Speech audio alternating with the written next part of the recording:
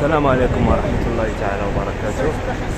هذا هو أبراج الكسوة، في 5 أبراج كما كتلاحظوا. هاد الباصات أو الحافلات مكتوب عليهم فندق أبراج كسوة، هما اللي كيديو الحرم وما كيطلبوش بزاف ديال الوقت، يعني 5 ديال الدقائق كيوصلوا في الحرم. كما كتلاحظوا كاين بزاف ديال زعما المغازا ديال الحوانت اللي بغى يشري شي حاجه هدايا، ولكن صراحه انا ما ننصحكمش بهاد الحوانت لان كيكونوا زايدين شي شويه في الثمن. كاينين حوانت على برا، كاين واحد الجامع، على ذكر الجامع كاين واحد الجامع الفوق. نوريكم واحد الحاجه مهمه بالنسبه للناس اللي باغيين ينشروا حوايجهم. هذا المكان هذا هو فين كينشروا الحوايج. ها هو هذا المكان هذا فين جالسه هذه السيده،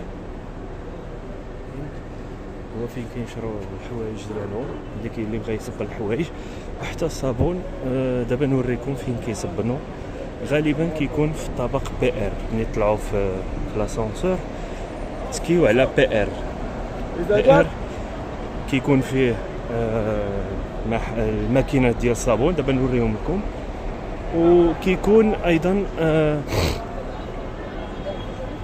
مكان الصلاة، كاين ايضا مكان الصلاة بالنسبه للناس اللي ما بغاوش. هادو حوانت اللي بغى يشري الخبز ولا شي حاجه. كاينين حوانت هنا اون فاس صراحه عندهم حوايج زوينين ب2 ريال فقط. كاين حوانت هنا 2 ريال اللي بغى ياخذ هدايا تذكاريه فقط. كاين هنا اوتيل البو، هو هذا اوتيل البو، يعني الطريق بالنسبه لابراج الكسوة ولا اوتيل البو.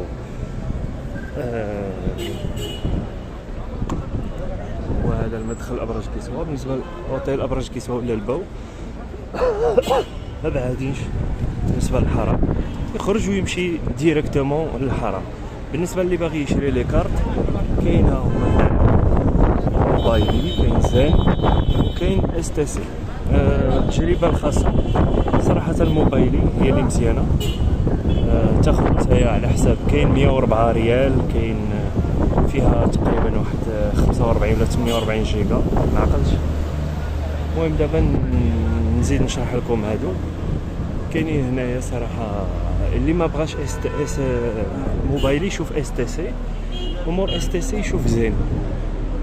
هذا هو الترتيب ديالهم على حساب العروض والخدمات وكيفاش كيخدم. يعني كاين مجموعه من لي زوطيل هنايا. ها هو فندق ابراج الكسوة، عنده 2 المداخل. يبقى تابع فقط هاد الطريق هادي ديريكتومون، ما كتطلبش صراحه بزاف. يمشي غير بشويه، ميم با واحد 10 دقائق ما كاملاش. زربتي شويه تقدر دير حتى 8 دقائق. المهم 10 دقائق تمشي بشويه عليك توصل. ولا مشيتي بشويه كاع حتى 15 دقيقه، لا مشيتي غير بشويه توصل للحرم وما غاديش تلف. فغادي غير مع هاد الطريق هادي. كاين ابراج الفارابي ايضا، اخر ابراج الفارابي، يعني بزاف ديال لي زوتيل كاينين في هذا الشارع. الطريق جد سهل بالنسبه للناس اللي كيصيفطوا والديهم وبغاو يمشيو على رجليهم. الطريق جد مختصر وسهل. فندق المثابه هو هذا. وكاين هنا محلات اللي بغى ياخذ شي حاجه ولا. كاين عاوتاني نوريكم واحد الجامع، ها هو على اليمين.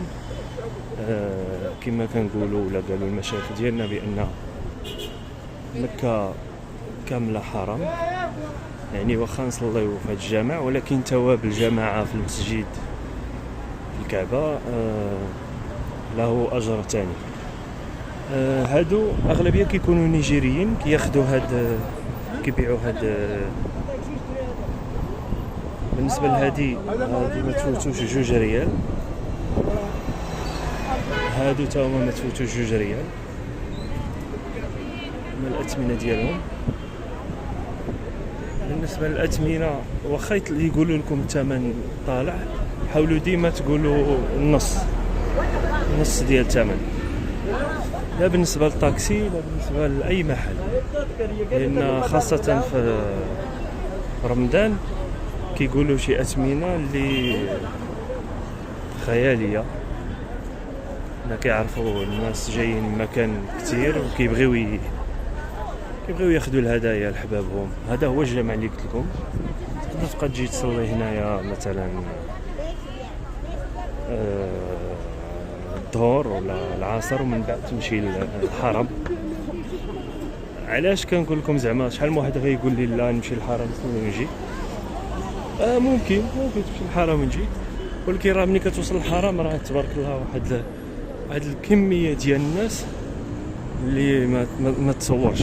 يعني حتى الحرم سورتو في هذه الوقيته هذه راه كيكون عامر.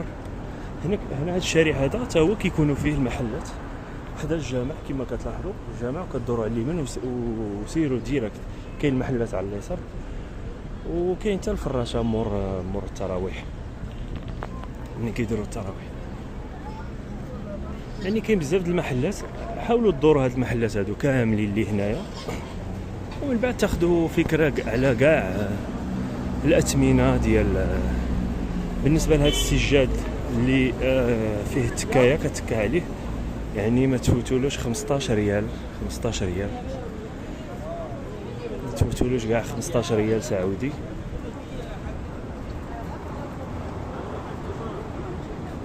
هادو بعض الاثمنه اللي انا سولت عليهم وكنعرف. بالنسبه حتى للعبايات فيهم اختلاف ديال الثوب، يعني من 40 50 60 ريال.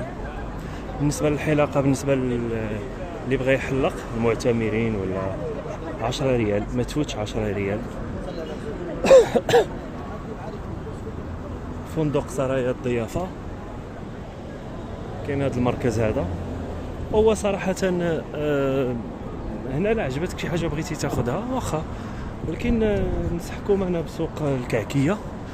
سوق الكعكيه كتاخذ طاكسي، مهم على حسب نتايا فين كاين، واش في هذا لوطيل براج الكسوه ولا الحرام، ولا بغيتي تمشي لهاد السوق كيبيع بالجمله. ما تفوتش في الطاكسي، مهم ما بين 10 15 ماكسيموم 15.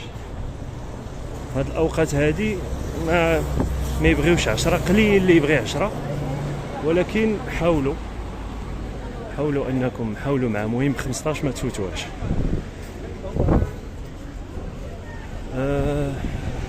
اون فوا كنوصلوا لهاد الميضلات هادو على حساب الشمس صافي. حتى هاد الميضلات ميم با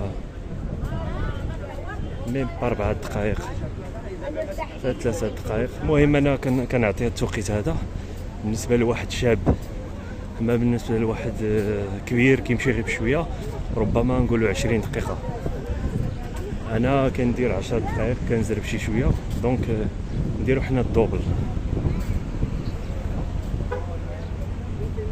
يعني مع هاد الميضلات هادو الواحد ما يحاولش بالنسبه للراجل الكبير ما يغلطش الميضلات الاخرين. كتلاحظوا داك الكيران اللي لهيه مور داك الميضلات، هذوك هما محطه ديال الباصات اللي شفنا في ابراج الكسوه. هذوك هما المحطات، صافي كيدخل كيحطكم في المحطه تما وكتكمل على رجلك. يعني كما كتلاحظوا المحطه دغيا وصلنا لها، ما بعيداش بزاف. صافي كتبقى تابع غير هذا. المهم في الخرجه بالنسبه للناس كبار واحد النصيحه، وصيو والديكم ولا مني كنساليو مثلا اللي بغى يجي في رمضان ولا مني نساليو من الافضل ما يخرجش، لان كتكون واحد الكم ديال البشر راه ما شاء الله تبارك الله راه هائل. راه لا خرجتي راه تقدر تغلط على الخرجه ديالك. راه صراحه دابا هذا راه مازال حنايا الله قريب يوصل العصر، وتبارك الله كتشوفوا الناس. نقدر نقول لكم انا هادشي راه خفيف، واخا تشوفوا الناس كثير ولكن انا نقول لكم هادشي راه خفيف، ما كاينش بزاف صراحه. والله يرزق ان شاء الله كل واحد الزيارة لهذا المكان هذا صراحة، هو المدينة المنورة. صراحة واحد الإحساس ما نقدروش نوصفوه من غير اللي كيعيشوا يقدر اللي كيجي هنا هو اللي يقدر يحس. أما بالنسبة لواحد يوصف ما صراحة شوية صعيبة توصف أنه مريح أنه ولكن ملي كتكون واحد الحاجة أخرى. إن شاء الله خير. بالنسبة لرمضان كيكونوا جمعيات كيفرقوا الفطور من غير بحال هاد الجمعية هادي، غير المسجد الحرام اللي كتدخل كتلقى كيفرقوا. دابا نصور لكم شنو كيديروا، شنو كيفرقوا بالضبط.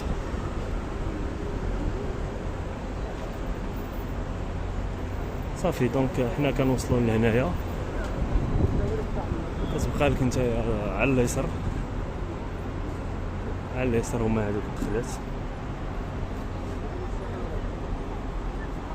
صافي انت وصلتي للحرم. هاد الدخله هادي ولا بغيتي مع الطريقه هادي وتزيد شويه الفوق، المهم عندك الاختيار نتايا. من بعد ني تعرف البلايص ممكن تختار منين تدخل. إذن كانت هذه هي الطريق من أبراج الكسوة، مجموعة من الفنادق اللي جاية حدا أبراج كسوة، فندق الباو وبزاف ديال الفنادق. دابا نكتب السميات ديالهم. كانت هذه هي الطريق، وإن شاء الله لا يتقبل منا ومنكم إن شاء الله.